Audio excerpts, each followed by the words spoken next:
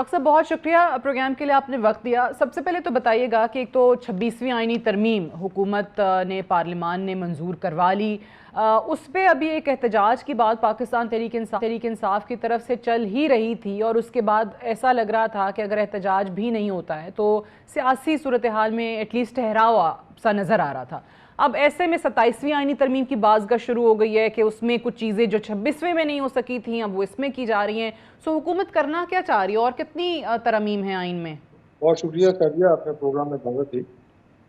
देखिए, सबसे पहले मैं आपको ये बता दूं कि ये जो 27वीं तरमीम के हवाले से मुख्तलिफ अफवाहें पर मार्केट में फैली हुई हैं, सियासी मार्केट में जो बात नजर आ रही है, उसका फिलहाल हकीकत से कोई ताल्लुक नहीं है। 27वीं तरमीम के हवाले से ना अभी कोई तैयारी है, ना किसी तरह की फाइल्स में कोई गुफ्तगू हो रही है। बुनियादी तौर पे जो आपने पिछले दिनों सुप्रीम कोर्ट की मुख्तलिफ ऑनरेबल जज साहिबान की तरफ रिमार्क सुने कि 26वीं तरमीम में हवाले से तकर्री के हवाले से और आगे कश्मीर के हवाले से और आईनी कोर्ट के हवाले से उसमें कुछ अभाम मौजूद।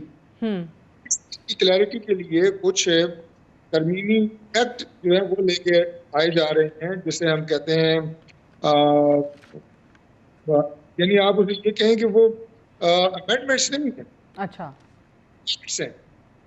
जो रूल्स ऑफ बिजनेस में या एक्ट अपना हमारे सुप्रीम कोर्ट में जो कुछ चीजों के ऊपर वजाहत देनी है, प्रैक्टिस एंड प्रोसीजर बिल, उसको उस पर कुछ अमेंडमेंट्स हो सकती हैं और वो सिंपल मेजॉरिटी से एक पार्लियामेंट का एक एक्ट है। अच्छा, ओके। वो आइन के अंदर तरमीम आप कह रहे हैं नहीं है जिसके लिए 2/3 अक्सरियत की जरूरत है, आप कह रहे हैं कि ये एक्ट के अंदर आप तब्दीली ला रहे हैं? बिल्कुल ऐसा ही है। और जब ये बात की जाती है, जैसे भी ये था जी कि ये एक्ट में तब्दीली आज होनी थी, फ्राइडे को नहीं हो सकी, अब फ्राइडे को होगी। तो जब लफ्ज इस्तेमाल होता है तो वो इस्तेमाल होता है बिल जी, पार्लियामेंट बिल का बार है। तो जब बिल का नाम आता है तो सबके कान खड़े हो जाते हैं कि ये कोई तरमीमी बिल है। तरमीमी बिल अभी इस वक्त कोई भी गवर्नमेंट कार्ड्स के ऊपर नहीं है। ठीक है, आज हमने देखा है कि सेनेट में कायमा कमेटी की तरफ से जो प्रैक्टिस एंड प्रोसीजर एक्ट वहाँ पे आया, जो तरमीम थी, जो चेंजेस थी, उसकी मंजूरी दी गई कि एटलीस्ट 17 से 25 जजों की तादाद की जा रही है। बट उस पर भी पाकिस्तान तहरीक इंसाफ की तरफ से भी आवाज़ उठी, कामरान मुर्तज़ा साहब JUIF के, उन्होंने भी एतराज़ उठाया। सो यहाँ पे भी सवाल ये उठ रहा है कि हुकूमत करना क्या चाहती है? जजेस की तादाद बढ़ा के भी आपको लगता है कि जो एक हदफ है आपका वो वाकई पूरा हो जाएगा या that is the only target, या अपने ताबे करना है इदारे को इस वक्त? देखिए, आईनी तौर पे सुप्रीम कोर्ट ऑफ पाकिस्तान को या दीगर हमारे जो आईनी इदारे हैं उनको कोई दूसरा आईनी इदारा ताबे नहीं कर सकता। ठीक है, हर एक के अपने इख्तियारात हैं और वो आइन ने उनको तखवीज़ किए हैं।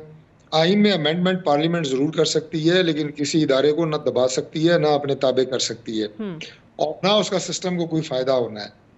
ये जो बात रिफॉर्म्स की गई है, ये पाकिस्तान तहरीक इंसाफ के मंशूर में है और पीपल्स पार्टी और PMLN के मंशूर में, पॉलिटिकल जो हमारा मैनिफेस्टो होता है उसमें ये चीज़ें दर्ज हैं कि जुडिशल रिफॉर्म्स होनी चाहिए। लेकिन ये इलेक्शन के दिनों में हम नारा तो लगा देते हैं, लेकिन जब ये रिफॉर्म्स को दूसरी पार्टी कर रही होती है तो हम उस वक्त पार्टी को गालियां दे रहे होते हैं। ये बदकिस्मती से पाकिस्तान में एक सियासी कल्चर बन चुका है। जुडिशल रिफॉर्म्स जुडिशरी की बेहतरी के लिए हैं और जुडिशरी के बेहतरी का मतलब है 25 करोड़ अवाम की बेहतरी।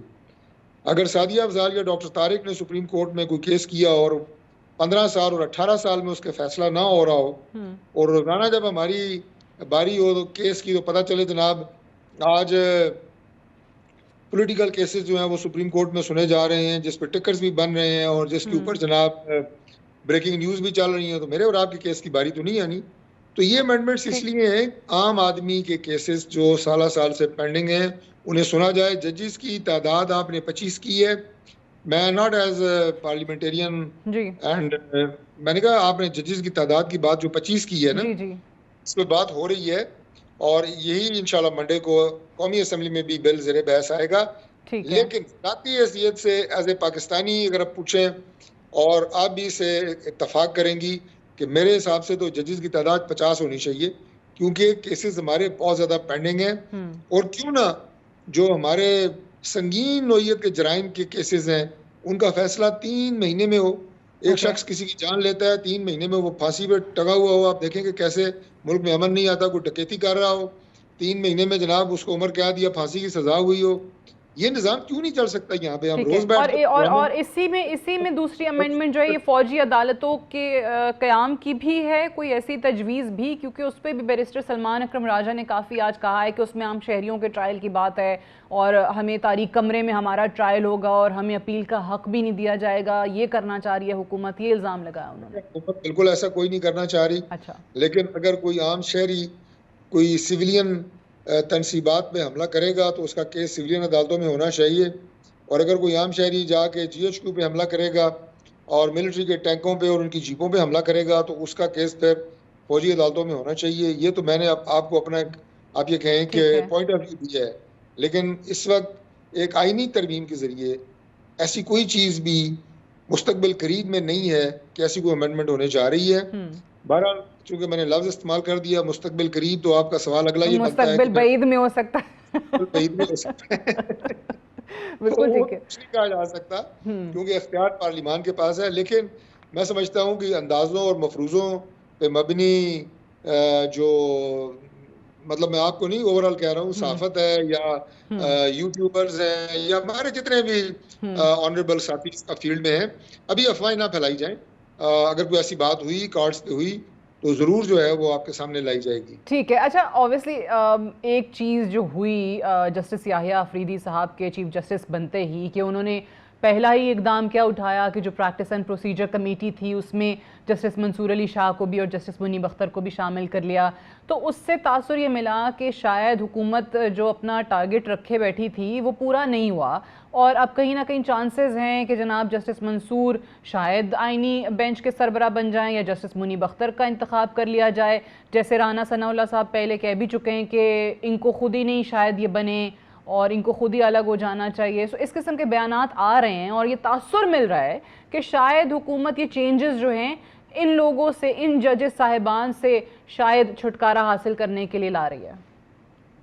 देखिए, पहली बात तो ये है कि ये सारे नाम हमारे लिए बड़े काबिल एहतराम हैं। हम इनको मुतनाज़ा नहीं बनाना चाहते। मुतनाज़ा कोई भी अगर बनता है तो वो अपने अमल की वजह से बनता है। मैंने आइनी इदारों का जो नाम लिया कि हर आइनी इदारे की अपनी आइनी इख्तियारात हैं, अगर उससे कोई तजावुज़ करता है, वो इदारा तजावुज़ करेगा तो मुतनाज़ा बनेगा। अगर कोई उस इदारे के अंदर कोई मौजूद कोई भी फ़र्द करेगा, मैं बाकी भी आइनी इदारों की बात कर रहा हूँ, तो वो मुतनाज़ा बनेगा। और हमेशा साख और हमेशा जो इदारे की मजबूती है वो उसी वक्त होती है कि उसमें मौजूद तमाम लोग वो अपने ज़ाती पसंद और मनपसंद पसंद और नापसंद की बुनियाद के ऊपर इक़दाम न करें, बल्कि ग्राउंड रियलिटीज़, हक़ाइक़ और इंसाफ पे मबनी फैसले हों। लाइकिंग और डिसलाइकिंग ना हो।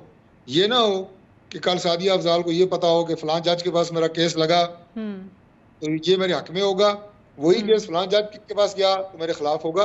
होना ये चाहिए कि फैसला आपके केस को देख के होना चाहिए, ना आपको देख के होना चाहिए, ना मुझे देख के होना चाहिए, ना हमारी पार्टी को देख के होना चाहिए, ना बेंच को देख के होना चाहिए। केस का मेरिट क्या है? ठीक है, ये तो ऑब्वियसली आपकी बात सही है। अनफॉर्चुनेटली बड़े अरसे से हम देख रहे हैं कि आपको पहले से ही पता चल जाता है कि फलां बेंच जज जो होगा तो वो ये फैसला दे देगा या फलां का व्यू ये है, या उनके जो इंटरनल रिफ्ट्स थे वो भी पब्लिक होना शुरू हो गए थे।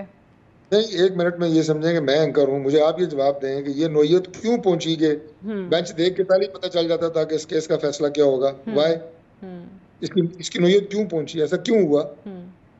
सही कह रहे हैं आप। ये ऑब्वियसली लोगों के जहनों में सवाल है कि क्यों हुआ, लेकिन ऑब्वियसली फैसलों की वजह से ही हुआ ना।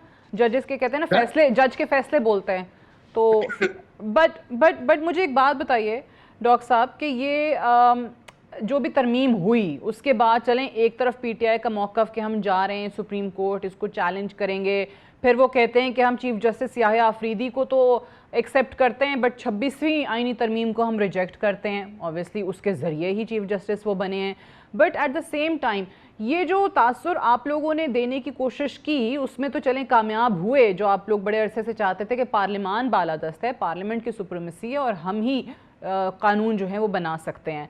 बट इन तमाम चीज़ों के बाद ये जो आप इस वक्त लूप होल्स जिनका जिक्र कर रहे हैं कि अदालतें ये नहीं करती हैं, अदालतें आम आदमी को इंसाफ नहीं देती हैं, इतने साल केसेस चलते हैं, वो कैसे इंश्योर होगा? क्योंकि अभी भी लोगों को इबाम तो हैं, शकूक व शुबहात तो हैं, वो कैसे होगा? देखिए, बात यह है कि आप माशाल्लाह बड़ी सीनियर एंकर हैं। आपको पता है कि हर एंकर की भी कोशिश होती है, और हमारे जैसे जो पॉलिटिकल वर्कर्स अपनी पार्टियों की नुमाइंदगी कर रहे होते हैं टॉक शोज़ पे, उनकी भी कोशिश होती है कि मैं ऐसा बयान दूं, ऐसा प्रोग्राम करूं कि मेरे टिकर्स बने, मेरी ब्रेकिंग न्यूज़ चलें। ऐसे ही है ना, वरना ऐसे आज आप मेरे से इस्लामाबाद के मौसम पे क्यों गुफ्तगू नहीं कर रही?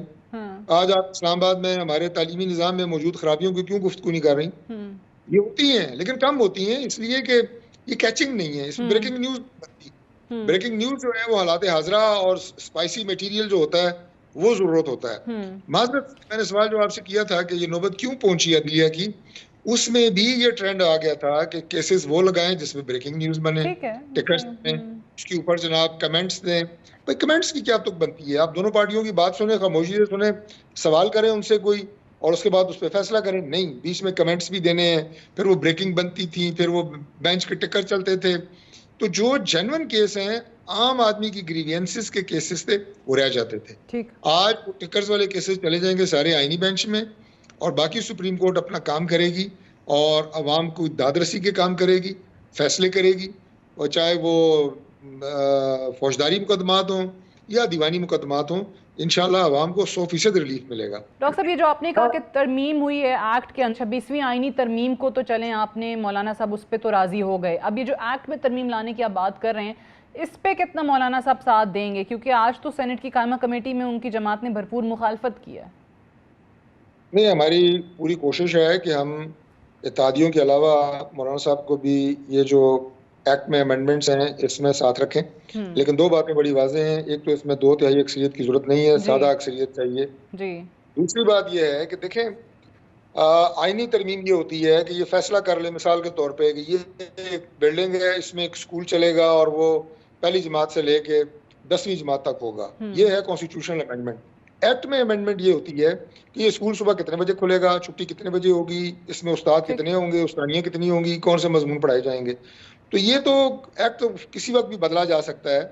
एक दिन हम कहेंगे सुबह 8 बजे खुलेगा, दूसरे दिन कहेंगे नहीं जी 9 बजे खुलेगा। मैं मिसाल देता हूँ, बच्चे तंग हो रहे हैं। तो लिहाजा एक्ट जो है वो माइनर चीज होती है। ठीक है, बिल्कुल। मेजर चीज जो है वो कॉन्स्टिट्यूशनल अमेंडमेंट है, उसमें मौलाना साहब ने साथ दिया, हम उनको शुक्रगुजार हैं। लेकिन एक्ट में भी हम इंशाल्लाह उन्हें ऑन बोर्ड रखेंगे। लेकिन वैसे जरूरत नहीं है 2/3 की। आप कह रहे हैं सिंपल मेजोरिटी से ऑब्वियसली मान सकती है।